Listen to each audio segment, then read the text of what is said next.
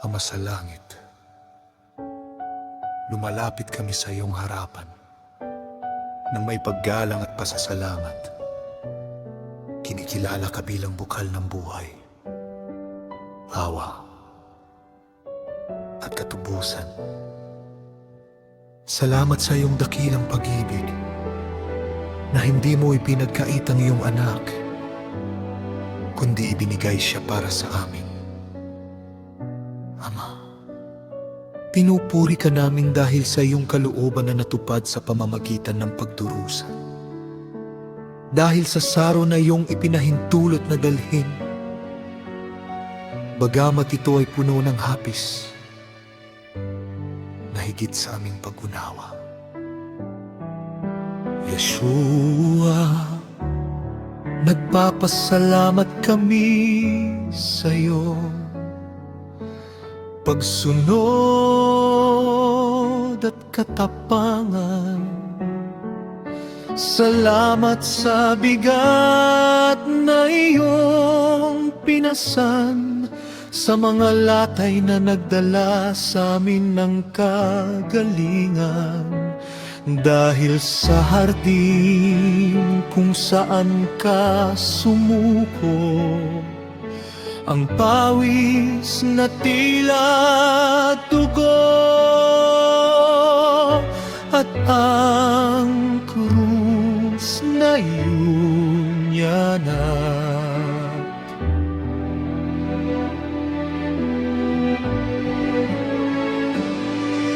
Tumayo ka kung saan hindi namin kayang tumayo, at binayaran ng hindi namin kailanman mababayaran.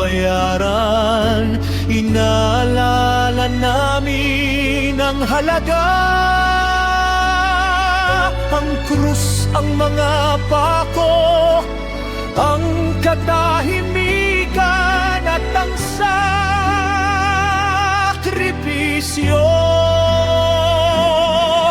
Nagpapasalamat kami sa halaga ng paglaya ng aming kaluluwa, at sa lalim ng pag-ibig na ibinuhos para sa amin. Ama, tanggapin mo ang aming pasasalamat.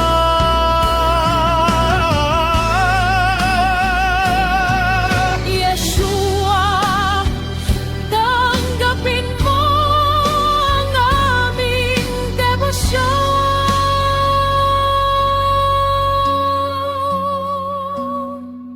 Naway parangalang ng aming buhay ang iyong kalooban at ang iyong sakripisyo. Sa pangalan ni Yeshua kami nananalangin.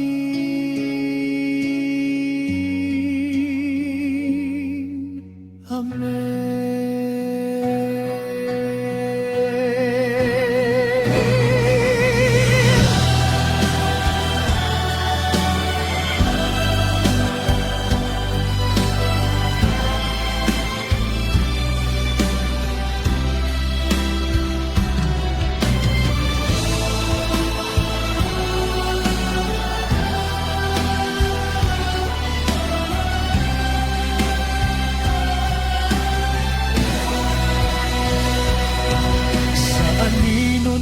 Getseni, olibo ay tumangis habang mundo'y natutulog sa lamig at sa tiis.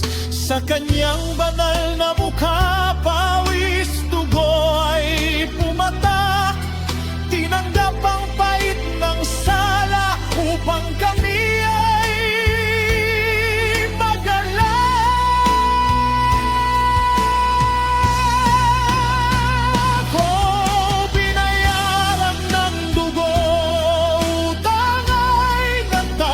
na mula hardin hanggang mundo.